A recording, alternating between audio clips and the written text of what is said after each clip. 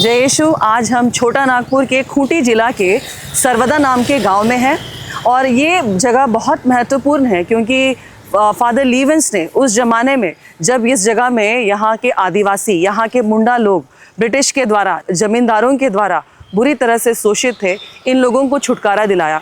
इनको सामाजिक बंधनों से, शिक्षा के बंधनों से, जो शिक्षित नहीं थे, समाज में दबे हुए थे, ऐसे लोगों को उन्होंने मुक्त किया। ऐसे लोगों को उन्होंने ज्ञान का दीप जलाया और उन लोगों को ज़्यादा जागृत किया। शिक्षा के क्षेत्र में भी उनको बढ़ावा दिया, धर्म के क्षेत्र में बढ़ावा दिया और बहुत सारे लोग ईश्वर को जानने पाए और इन्होंने बपतिस्मा ग्रहण किया। आइए इस जगह को हम और ज़्यादा जानते हैं।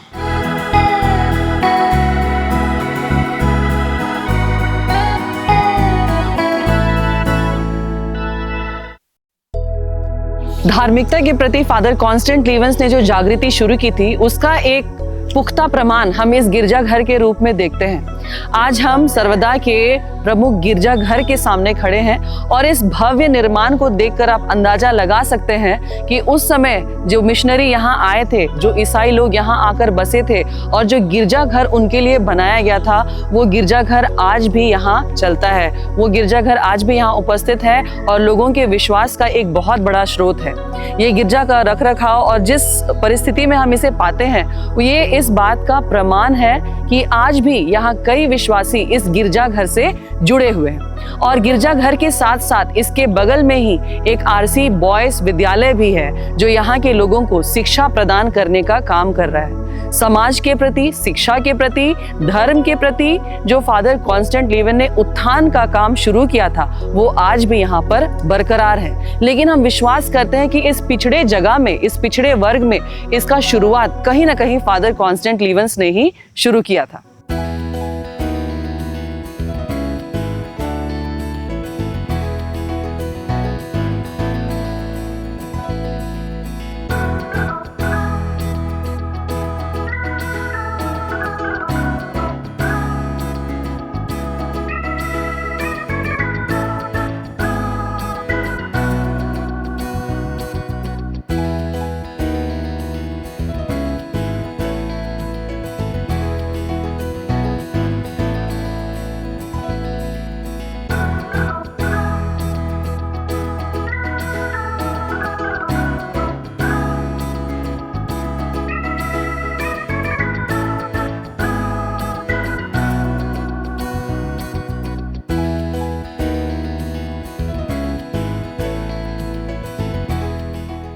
हम इस ऐतिहासिक और पवित्र भूमि में यहाँ खड़े हैं। आपने जैसा देखा कि ये गिरजा इतना खूबसूरत है और इसका अंदरूनी रूप, भीतरी रूप भी आप देख रहे हैं। हम इस पवित्र वेदी के सामने खड़े हैं और आज भी उस समय से लेकर आज तक यहाँ पर पवित्र मिस्सा बलिदान हर रोज़ 6 बजे चढ़ाया जाता है, जहाँ पर जिस मिस्सा बलिदान में यहाँ के विश्वासीगण और साथ ही साथ यहाँ हॉस्टल के सभी छोटे बच्चे इस मिस्सा बलिदान में भाग लेते हैं। अगर हम इतिहास को देखें तो इस जगह में सुसमाचार का प्रचार 1974 में शुरू किया गया था, जो आर्च बिशप स्टेन के द्वारा और संत पापा पियूस के द्वारा शुरू किया गया था। और धीरे धीरे यहाँ के एक छोटे गांव बुड़मा में 1881 में यहाँ पे एक छोटी गिरजा शुरुआत की गई और इस गिरजा के साथ साथ यहाँ पर विश्वास, लोगों के अंदर विश्वास बढ़ने लगा।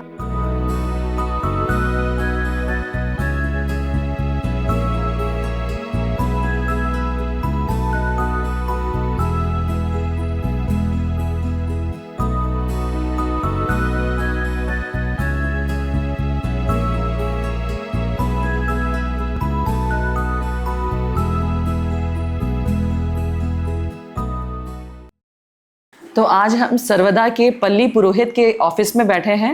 हम फादर के प्रति बहुत धन्यवादी हैं कि फादर ने ये समय हमें दिया और पल्ली के बारे में इतनी सारी जानकारियाँ दी हैं। और इस समय मेरे सामने जो पुस्तकें आप देख रही हैं, ये कोई मामूली पुस्तकें नहीं, लेकिन ये फादर जॉन बैप्टिस्ट हॉफमैन के द्वारा लिखी गई 16 वॉल्यूम्स के इंसाइक्लोपीडिया मुंडारिका बुक्स हैं।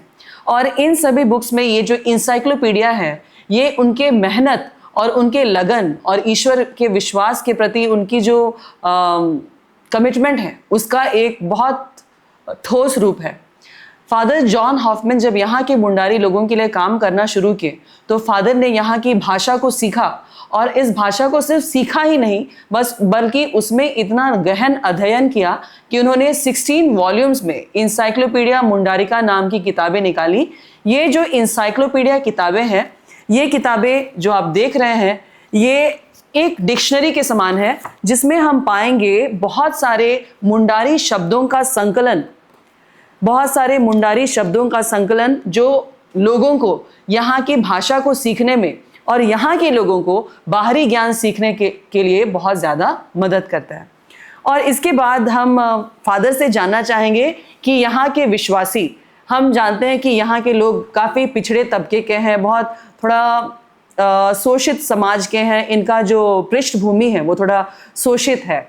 और अब के समय में इस जगह ये यीशु समाजी फादर्स का घर है, यहाँ पे एक स्कूल है।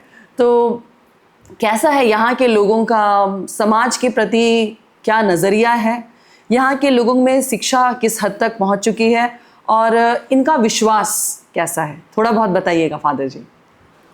शुरुआत में जब फादर लोग आए थे उस समय यहाँ की परिस्थिति बहुत अलग थी। धर्म के प्रति, समाज के प्रति उनका नज़रिया अलग था।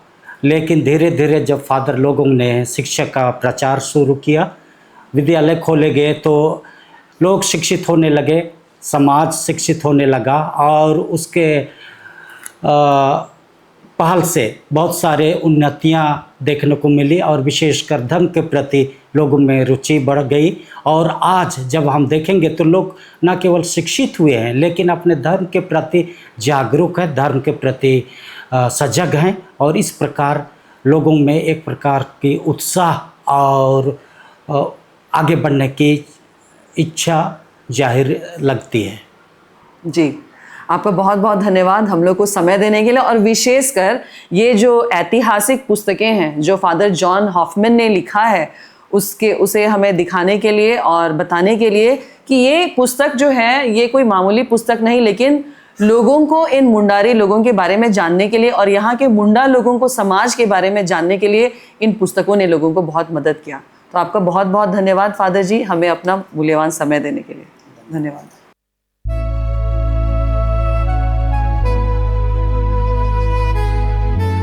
(1881) में ही इस जगह फादर मुलैंडर के द्वारा एक कैथोलिक गिरजाघर के बगल में एक छोटा सा स्कूल शुरू किया गया, बच्चों के लिए स्कूल शुरू किया गया और बच्चे यहाँ के शिक्षित होने लगे। इसके साथ साथ हम जानते हैं कि यहाँ के लोग शिक्षा में और धर्म के प्रति जागरूक होने लगे और वो समाज के सभी सफल लोगों की गिनती में आने लगे हैं। आप देख सकते हैं कि मेरे बीच जो बच्चे बैठे हुए हैं वो यहाँ के ही आरसी बॉयज़ स्कूल के बच्चे हैं, और मैं बताना चाहती हूँ कि ये जो स्कूल है ये इसी गिरजाघर के बगल में बना हुआ है। सर्वदा के सुंदर गिरजाघर के बगल में ही ये आरसी बॉयज़ स्कूल है और मैं उन्हीं बच्चों के बीच में बैठी हुई है।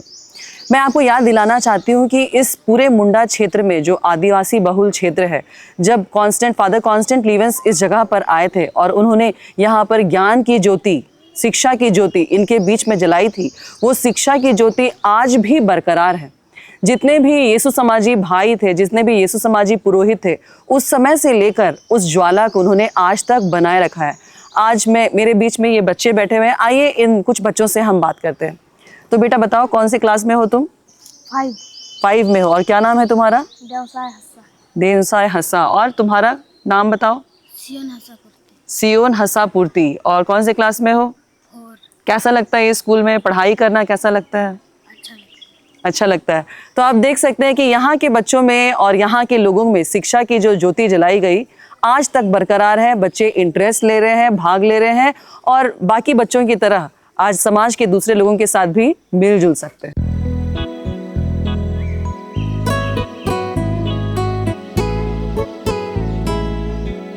यहाँ के छोटे छोटे प्यारे प्यारे बच्चे जिनको आप देख रहे हैं MDM मिड डे मील का खाना खाते हुए, और मैं आपको याद दिलाना चाहती हूँ कि उस समय जब फादर कॉन्स्टेंट लीवेंस इस जगह के लोगों के लिए काम करते थे तो वो भी अक्सर यहाँ के लोगों के बीच, बच्चों के बीच स्कूलों में जाकर बच्चों की सेवा करते थे, उनको शिक्षा देते थे और साथ ही साथ मिड डे मील के एक्टिविटीज़ में भी भाग लेते थे।